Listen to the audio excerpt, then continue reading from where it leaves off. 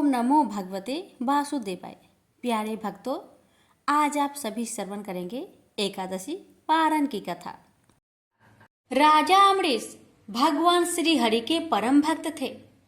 वे पृथ्वी के सातों द्वीप, अचल संपत्ति और अतुल ऐश्वर्य के शासक होने पर भी इन्हें सपने तुल्य समझते थे, क्योंकि वे जानते थे कि जिस धन वैभव के लोभ में पड़कर मनुष्य घोर नरक में जाता है, वह केवल 4 दिन की चांदनी है।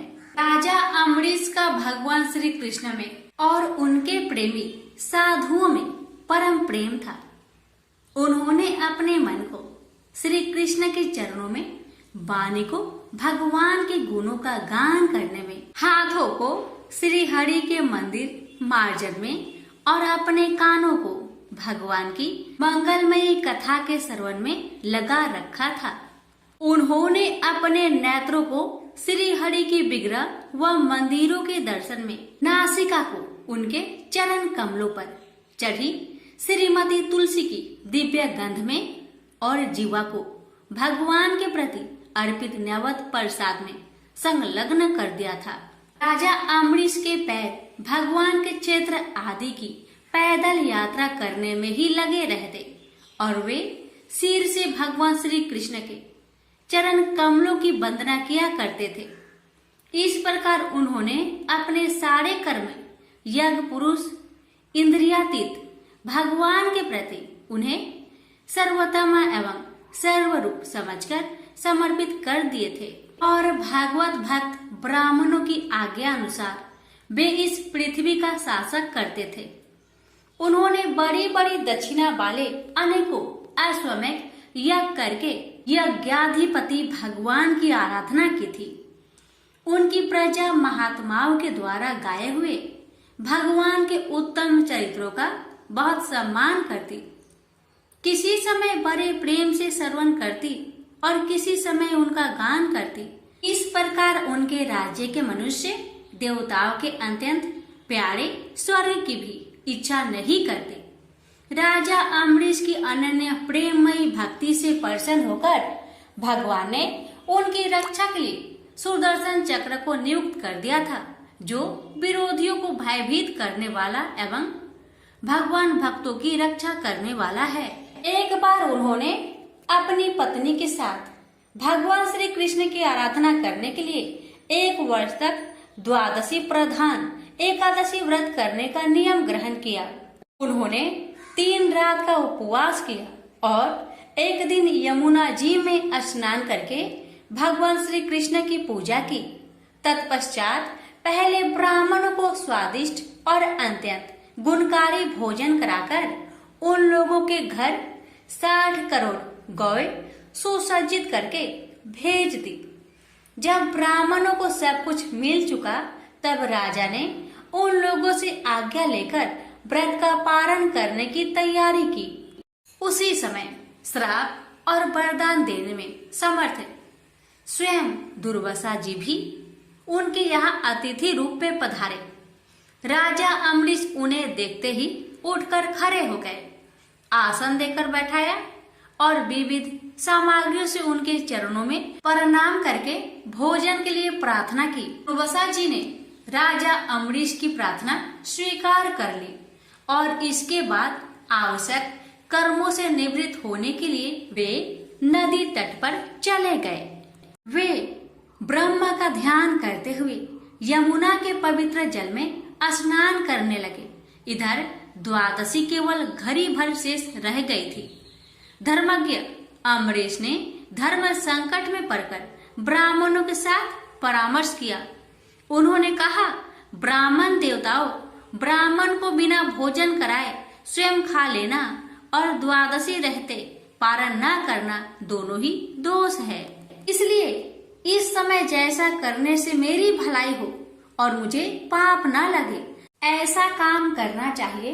तब ब्राह्मणों के साथ विचार करके उन्होंने कहा, ब्राह्मणों, श्रुतियों में ऐसा कहा गया है कि जल पी लेना भोजन करना भी है, नहीं भी करना है। इसलिए इस समय केवल जल से पारण किए लेता हूँ। ऐसा निश्चय करके मन ही मन भगवान का चिंतन करते हुए राजश्री अमरीश ने जल पी लिया और फिर दुर्वासा जी के आने की राह देखने लगे। दुर्वासा जी आवश्यक कर्मों से निवृत्त होकर यमुना तट से लौट आए। जब राजा ने आगे बढ़कर उनका अभिनंदन किया तब उन्होंने अनुमान से ही समझ लिया कि राजा ने पारण कर लिया है। उस समय दुर्वासा जी बहुत भूखे थे। वे क्रोध से थर थर कांपने लगे। उन्होंने हाथ जोड़कर खड़े अमरीश से डट कर कहा, आओ देखो तो सही, यह कितना क्रूर है। यह धन के मद में मतवाला हो रहा है। भगवान की भक्ति तो इसे छू तक नहीं गई और यह अपने को बड़ा समर्थ मानता है। आज इसने धर्म का उल्लंघन करके बड़ा अन्याय किया है। मैं इसका अतिथि होकर आया हूँ, किंतु फिर भी मुझे खिलाए बिना ही इसने खा लिया। अच्छा देख, तुझे अभी इसका फल चखाता हूँ। यो कहते कहते वे क्रोध से जल उठे। उन्होंने अपनी एक जटा उखाड़ी और उससे अमरीश को मार डालने के लिए एक कृत्या राक्षसी उत्पन्न की। वह आग के समान जलती हुई हाथ में तलवार लेकर राजा अमरीश पर टूट पड़ी। परम पुरुष परमात्मा ने अपने सेवक की रक्षा के लिए पहले से ही सुदर्शन चक्र को नियुक्त कर रखा था। जैसे आग क्रोध से गुर्राते हुए सांप को भस्म कर देती है, वैसे ही चक्र ने दुर्वासा जी की कृत्या को जलाकर ढेर कर दिया। जब दुर्वासा जी ने देखा कि मेरी बनाई हुई कृत्या तो जल रही है और चक्र मेरी ओर आ रहा है, तब वे भयभीत हो अपने प्राण बचाने के लिए जी छोड़कर एकाएक भाग निकले। जैसे ऊंची ऊंची लपटों वाला दवानल सांप के पीछे दौड़ता है, वैसे ही भगवान का चक्र तो मेरे पीछे लग गया है। तब दुर्वासा जी दिशा, आकाश, पृथ्वी, अतल, बीतल आदि नीचे के लोक, समुद्र, लोकपाल और उनके द्वारा सुरक्षित लोक एवं स्वर्ग तक में गए। परंतु जहाँ जहाँ वे गए वहीं वहीं उन्होंने असहा तेज वाले सुदर्शन चक्र को अपने पीछे लगा देखा। जब उन्हें कहीं भी कोई रक्षक न मिला तब वे तो डर गए। अपने प्राण बचाने के लिए वे देव शिरोमणि ब्रह्मा जी के पास गए और बोले, ब्रह्मा जी आप स्वयंभू हैं, भगवान के इस तेजोमयी चक्र से मेरी रक्षा कीजिए। ब्रह्मा जी ने कहा, दुर्वासा जी मैं शंकर जी, दक्ष, भृगु आदि, प्रजापति, भूतेश्वर आदि सब जिनके बनाए नियमों में बंधे हैं तथा जिनकी आज्ञा सिरोधार्य करके हम लोग संसार का हित करते हैं, उनके भक्त के द्रोही को बचाने में हम समर्थ नहीं है।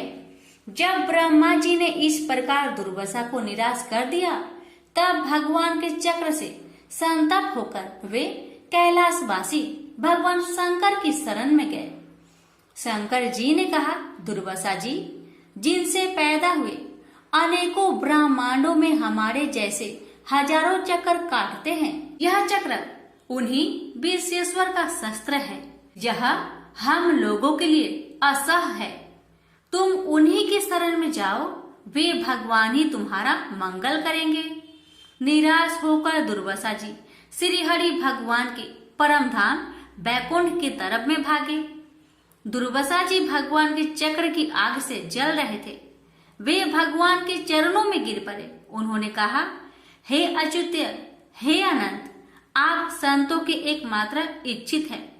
प्रभु, संपूर्ण जगत के जीवन दाता, मैं अपराधी हूँ, आप मेरी रक्षा कीजिए। आपका परम प्रभाव न जानने के कारण ही मैंने आपके प्यारे भक्त का अपराध किया है। प्रभु, आप मुझे बचाइए। श्री भगवान ने कहा, दुर्वासा जी मैं सर्वथा भक्तों के अधीन हूँ, मुझ में तनिक भी स्वतंत्रता नहीं है।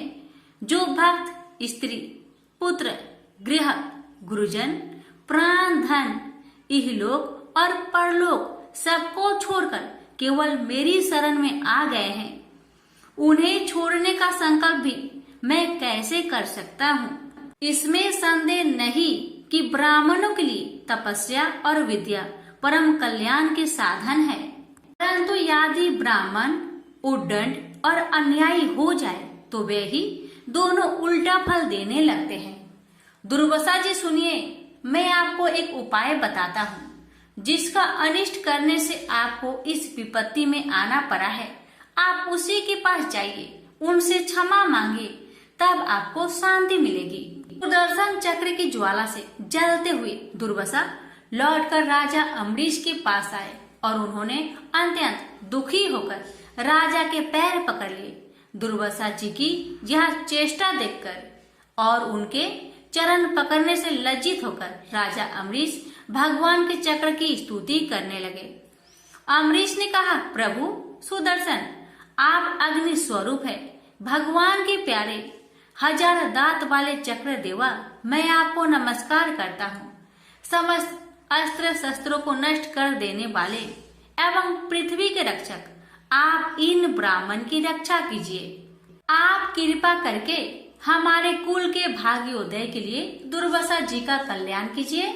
हमारे ऊपर यह आपका महान अनुग्रह होगा। यदि मैंने कुछ भी दान किया हो, यज्ञ किया हो अथवा अपने धर्म का पालन किया हो, यदि हमारे वंश के लोग ब्राह्मणों को ही अपना आराध्य देव समझते रहे हो, तो दुर्वासा जी की जलन मिट जाए। भगवान समस्त गुणों के एकमात्र आश्रय स्थल है। यदि मैंने समस्त प्राणियों की आत्मा के रूप में उन्हें देखा हो और वे मुझ पर प्रसन्न हो, तो दुर्वासा जी का हृदय की सारी जलन मिट जाए। अब राजा अम्बरीश ने दुर्वासा जी को सब ओर से जलाने वाले भगवान के सुदर्शन चक्र की इस प्रकार स्तुति की। तब उनका प्रार्थना से चक्र शांत हो गया। जब दुर्वासा चक्र की आग से मुक्त हो गए और उनका चित्त स्वस्थ हो गया, तब वे राजा अम्बरीश को अनेकानेक उत्तम आशीर्वाद देते हुए उनकी प्रशंसा करने लगे। दुर्वासा जी ने कहा, धन्य है, आज मैंने भगवान के प्रेमी भक्त का महत्व देखा। राजन, मैंने आपका अपराध किया, फिर भी आप मेरे लिए मंगल कामना ही कर रहे हैं। महाराज अम्बरीश, आपका हृदय करुणा भाव से परिपूर्ण है। आपने मेरे ऊपर महान अनुग्रह किया। अहो, आपने मेरे अपराध भुलाकर मेरी रक्षा की है। जब से दुर्वासा जी चक्र से जीवन रक्षा के लिए भाग रहे थे, तब से राजा अम्बरीश ने भोजन नहीं किया था। वे दुर्वासा जी के लौटने की राह देख रहे थे। अब उन्होंने दुर्वासा जी के चरण पकड़ लिए और उन्हें प्रसन्न करके विधि पूर्वक भोजन कराया। दुर्वासा जी ने बहुत ही संतुष्ट होकर राजा अम्बरीश के गुणों की प्रशंसा की और उनके बाद उनसे अनुमति लेकर आकाश मार्ग से प्रस्थान किया। जब सुदर्शन चक्र से भयभीत होकर दुर्वासा जी भाग रहे थे, तब से लेकर उनके लौटने तक 1 वर्ष का समय बीत गया था। इतने दिनों तक राजा अम्बरीश उनके दर्शन की आकांक्षा से केवल जल पीकर रहे। दुर्वासा जी के जाने के बाद उनके भोजन से बचे हुए अत्यंत पवित्र अन्न को राजा ने सपरिवार ग्रहण किया। कुछ वर्ष बीतने पर राजा अम्बरीश ने अपने ही समान भक्त पुत्रों पर राज्य का भार छोड़ दिया और स्वयं वन में चले गए।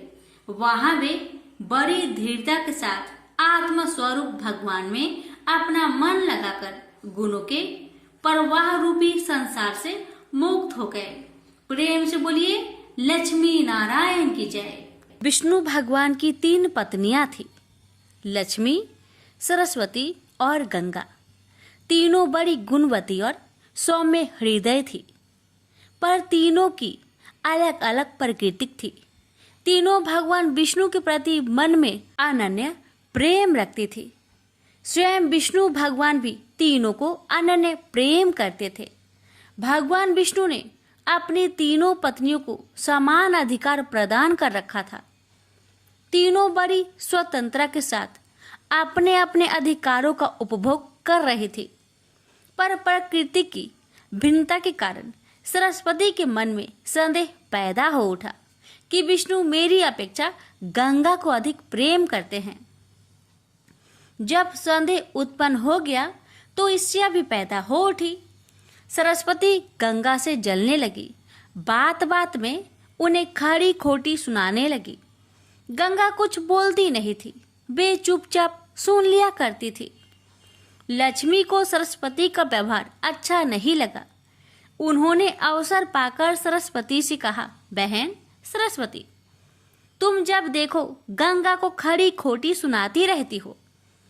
तुम यह अच्छा नहीं कर रही। मेरी बात मानो, गंगा को जली कटी सुनानी बंद कर दो। लक्ष्मी की नेक सलाह सरस्वती को अच्छी नहीं लगी। उनके हृदय में तो ईर्ष्या की आग जल रही थी। उन्होंने सोचा कि लक्ष्मी गंगा का पक्ष ले रही है, अतः उनके हृदय की आग और भी अधिक भड़क उठी। वे क्रोध भरे स्वरों में बोली, लक्ष्मी, तुम गंगा का पक्ष लेकर मेरा अपमान कर रही हो। मैं इसे सहन नहीं कर सकती। मैं तुम्हें श्राप देती हूँ, तुम नदी बनकर धरती पर प्रवाहित हो। लक्ष्मी बड़ी शांत प्रकृति की थी। वे सरस्वती के श्राप को सुनकर भी शीतल बनी रही। उन्होंने न तो श्राप की प्रतिवाद किया और न उनके प्रति मुख से कठोर शब्द ही निकाले। ऐसा लगा जैसे उनके लिए कुछ हुआ ही ना हो। पर गंगा को सरस्वती का श्राप अच्छा नहीं लगा। वे सरस्वती के श्राप सुनकर उत्तेजित हो उठी और क्रोध भरे स्वर में बोली, सरस्वती, तुमने लक्ष्मी को श्राप देकर बड़ा अनुचित कार्य किया है। वे तो तुम्हारे श्राप को सुनकर चुप रही, पर मैं चुप नहीं रह सकती।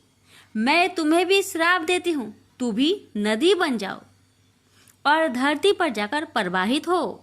यह सुनकर सरस्वती के मन की आग और भी अधिक भड़क उठी। वे क्रोध भरे स्वर में बोली, मैं तो नदी बन जाऊंगी, पर तुम भी कैसे बैकुंठ में रह सकती हो। मैं भी तुम्हें श्राप दे रही हूँ, तुम भी नदी बन जाओ और धरती पर जाकर प्रवाहित हो। इस प्रकार भगवान विष्णु की तीनों पत्नियां कलह और ईर्ष्या के कारण एक दूसरे को श्राप देकर दुख का शिकार बन गई। यह सुनकर भगवान विष्णु को बड़ा दुख हुआ। उन्होंने अपनी पत्नियों से कहा, तुम तीनों ने ईर्ष्या के कारण एक दूसरे को श्राप देकर अच्छा नहीं किया। तुम तीनों ने स्वयं अपने लिए दुख को निमंत्रित किया है। अपने ही हाथों से अपने घर को जलाया है। विष्णु की भर्त्सना से तीनों पत्नियां बड़ी दुखी हुई। वे बड़े दुख प्रकट करते हुए विष्णु से क्षमा याचना करने लगे। विष्णु ने कहा, तुम तीनों ने एक दूसरे को श्राप दिया है। श्राप के अनुसार तुम तीनों को नदी बनना ही पड़ेगा। नदी बनकर धरती पर जाना ही पड़ेगा। यह सुनकर लक्ष्मी का मन दुख से भर गया। उन्हें विष्णु का वियोग एक क्षण को भी सहा नहीं जा रहा था।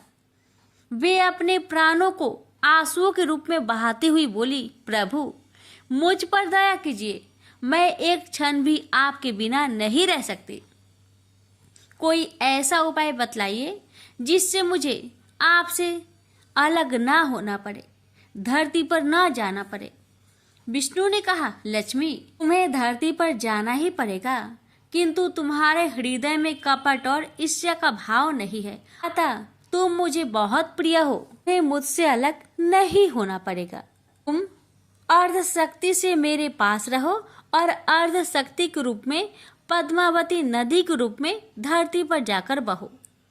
धरती पर शंखचूड़ नामक एक राक्षस उत्पन्न होगा, वह मेरा ही अंश होगा। तुम तुलसी के रूप में उसकी पत्नी बनोगी।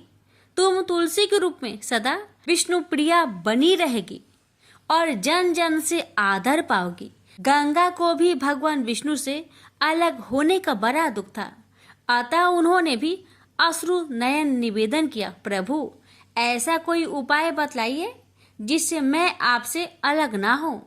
भगवान विष्णु ने कहा, गंगे, श्राप बस तुम्हें भी धरती पर जाना ही पड़ेगा। राजा भगीरथ अपने पूर्वजों के उद्धार के लिए तप कर रहे हैं।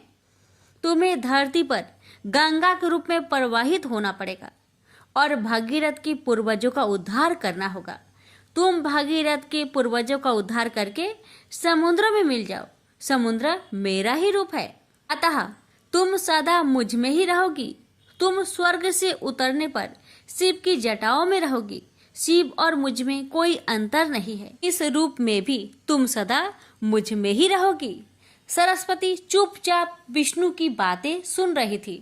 अंत में भगवान विष्णु ने सरस्वती की ओर देखा और कहा, सरस्वती, तुम अपने अर्ध गुणों से नदी बनकर बहोगी और अर्ध गुणों से ब्रह्मा की पत्नी बनोगी। श्राप का फल तुम्हें भी भोगना ही पड़ेगा। सरस्वती बोली, भगवान, आप तो भेद विभेद रहित है, फिर आप लक्ष्मी और मुझ में भेद क्यों कर रहे हैं? आपने लक्ष्मी को तो अपने पास ही रहने की अनुमति प्रदान की, पर मुझे आप सदा के लिए अलग कर रहे हैं। विष्णु बोले, सरस्वती, किसी को भी न तो मैं अलग करता हूँ और न अपने पास रखता हूँ। मेरी किसी में न तो आसक्ति है और न किसी से भी विरक्ति है। सबको अपने अपने गुणों और कर्मों के अनुसार ही मेरा सहचर्य प्राप्त होता है। लक्ष्मी निष्कपट हृदय की है। वे ना तो किसी से ईर्ष्या करती है, न किसी से बैर रखती है। वे सबसे प्रेम करती है। यही कारण है वे सदा मेरे साथ रहेगी। पर तुम ईर्ष्या और क्रोध के वशीभूत रहती हो।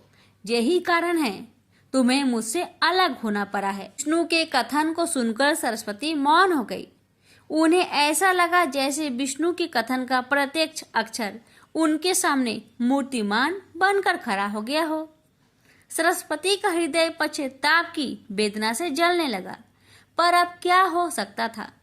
अब तो तीर उनके हाथों से छूट चुका था। जो मनुष्य क्रोध और ईर्ष्या के वशीभूत होकर अपने हाथों से ही अपने घरों में आग लगा लेते हैं, उन्हें सरस्वती की भांति ही पश्चाताप की वेदना में जलना पड़ता है। प्रेम से बोलिए, विष्णु भगवान की जय। प्रजापति महर्षि कश्यप की कई पत्नियां थी। उनमें से एक का नाम था धनु। धनु की संतान दानव कहलाए। उसी धनु के बड़े पुत्र का नाम दंभ था। दंभ बहुत ही सदाचारी और धार्मिक प्रवृत्ति का था। अन्य दानवों की भांति उसमें ना तो ईर्ष्या ही थी और ना ही देवताओं से देश भावना। वह विष्णु का भक्त था और उन्हीं की आराधना किया करता था। लेकिन उसे एक ही चिंता सताती रहती थी कि उसके कोई पुत्र न था। आचार्य शुक्र ने उसे श्री कृष्ण मंत्र की दीक्षा दी। दंभ ने दीक्षा पाकर पुष्कर में महान अनुष्ठान किया। अनुष्ठान सफल हुआ। उसके अनुष्ठान से प्रसन्न होकर भगवान विष्णु प्रकट होकर बोले, बस मैं तुम्हारे अनुष्ठान से प्रसन्न हूँ, पर मांगो। दंभ बोला, भगवान, यदि आप मेरी तपस्या से प्रसन्न है तो मुझे ऐसा पुत्र दे जो आपका भक्त हो और त्रिलोक की जय हो। उसे देवता भी युद्ध में ना जीत सके। भगवान विष्णु ने तथास्तु कहा और अंतर्ध्यान हो गए और दंभ प्रसन्नचित अपने घर लौट आया। गोलोक में श्री राधा ने श्री कृष्ण पार्षद श्री दामा को असुर होने का श्राप दिया था। श्राप मिलने पर वही दंभ की पत्नी के गर्भ में आया। जन्म होने के पश्चात दंभ ने अपने उस पुत्र का नाम शंखचूड़ रखा। जब वह कुछ बड़ा हुआ तो दंभ ने उसे मुनि जैगी शिष्य की देख रेख में रख दिया। मुनि जैगी शिष्य ने उसे शिक्षा दीक्षा दी। अपनी कुमार अवस्था में ही शंखचूड़ पुष्कर में पहुंचा और उस महान धार्मिक तप स्थली में ध्यान मग्न रहकर वर्षों तक ब्रह्मा जी की तपस्या करता रहा। उसकी घोर तपस्या से प्रसन्न होकर ब्रह्मा जी प्रकट होकर बोले, वत्स, मैं तुम्हारी तपस्या से प्रसन्न हूँ, वर मांगो। पितामह, मुझे ऐसा वरदान दीजिए कि मुझे देवता पराजित ना कर सके। शंखचूड़ ने कहा। ब्रह्मा जी ने उसे ऐसा ही वरदान दिया और श्री कृष्ण कवच प्रदान करते हुए उसे आदेश दिया, शंखचूड़, तुम बद्रिका आश्रम चले जाओ। वहां तुम्हारा भाग्य का सितारा उदय होने की प्रतीक्षा कर रहा है। आदेश मानकर शंखचूड़ बद्रिका आश्रम पहुंचा। वहां महाराज धर्मध्वज की पुत्री तुलसी भी तपस्या कर रही थी। दोनों का आपस में परिचय हुआ और ब्रह्मा जी की इच्छा अनुसार दोनों का विवाह हो गया। अपनी पत्नी को लेकर शंखचूड़ पुनः दैत्यपुरी लौट गया। शुक्राचार्य ने उसे दानवों का अधिपति बना दिया। सिंहासन पर बैठते ही उसने अपना साम्राज्य बढ़ाने के लिए देवलोक पर चढ़ाई कर दी। ब्रह्मा जी के वरदान के कारण वह अजय हो चुका था। देवताओं को उसे हराने में कोई कठिनाई नहीं हुई। उसने अमरावती पर कब्जा जमा लिया। इंद्र अमरावती छोड़कर भाग निकले। देवता उसके डर से कंदराओं में जा छुपे। शंखचूड़ तीनों लोकों का शासक हो गया और सब लोकपालों का कार्य भी उसने संभाल लिया। उसने अपनी प्रजा की भलाई के लिए अनेक कार्य किए। प्रजा उससे बहुत प्रसन्न थी। सर्वत्र सुख और शांति थी, क्योंकि शंखचूड़ स्वयं भी कृष्ण भगवान का भक्त था। अतः उसकी प्रजा भी भगवान कृष्ण पर पूरी आस्था रखने लगी।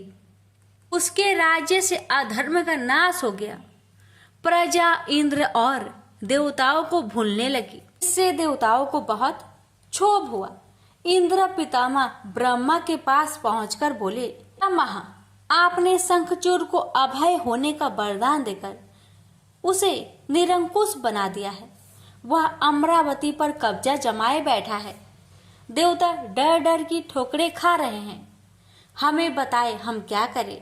पितामह बोले, सुरेंद्र, शंखचूड़ धार्मिक और रीति से अपना शासन चला रहा है। प्रजा उससे प्रसन्न है। उसके राज्य में प्रजा सुखी और संपन्न है। हमें उससे कोई शिकायत नहीं है। इंद्र बोले, यह सब तो ठीक है पितामह, लेकिन क्या हम यूं ही भटकते रहे? आखिर अमरावती है तो देवताओं की ही। पितामह बोले, अवश्य है, किंतु शंखचूड़ ने तुम्हें युद्ध में पराजित करके उसे प्राप्त किया है। उसने तुम्हारी प्रजा को भी कोई कष्ट नहीं पहुंचाया है। सिर्फ सिंहासनों का ही फेर बदल हुआ है ना। इंद्र बोला, लेकिन पितामह, हम आपकी संतानें हैं।